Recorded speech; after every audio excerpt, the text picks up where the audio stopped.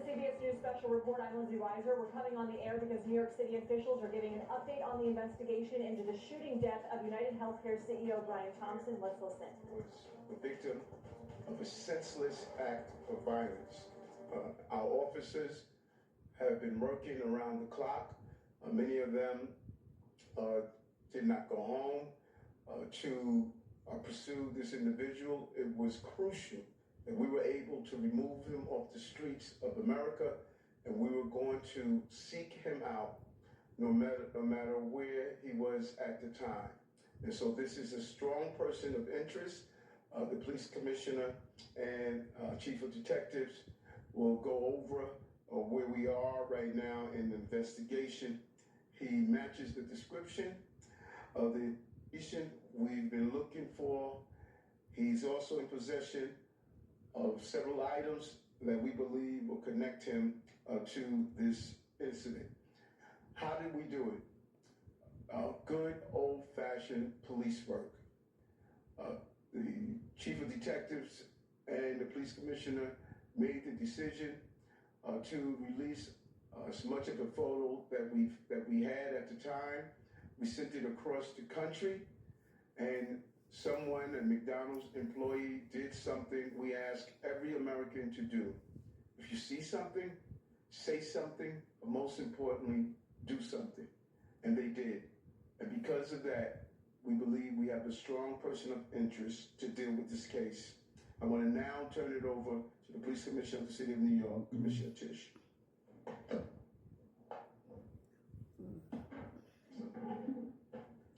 Thank you, Mayor. Good afternoon, everyone.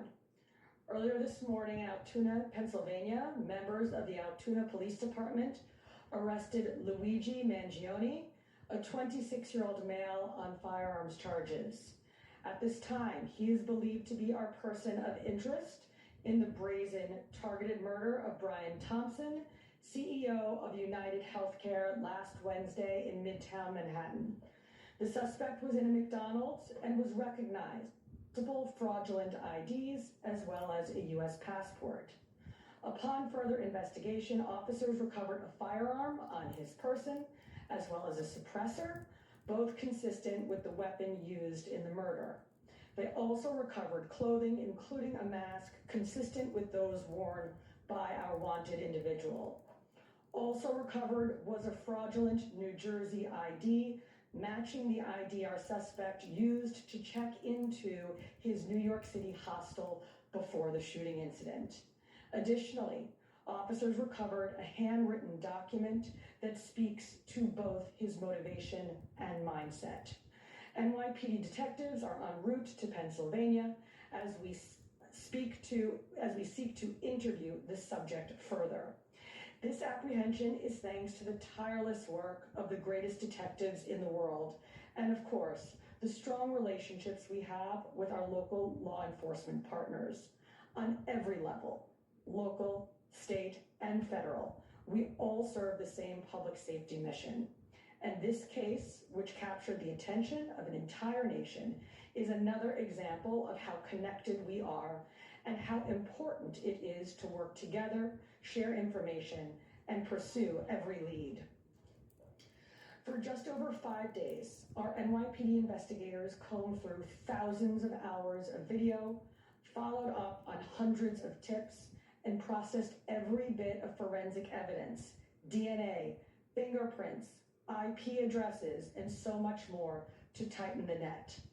We deployed drones, canine units, and scuba divers. We leveraged the domain awareness system, Argus cameras, and conducted aviation canvasses. And our detectives also went door to door, interviewing potential witnesses and doing the good old-fashioned police work that our investigators are famous for. This combination of old-school detective work and new-age technology is what led to this result today. And we must also acknowledge the instrumental role the media and the public played in this case. The images that we shared with the public were spread far and wide, and the tips we received led to the recovery of crucial evidence. We should never underestimate the power of the public to be our eyes and our ears in these investigations. This is the third time in 3 weeks that a member of the public has seen something and said something and done something that led to a high-profile arrest.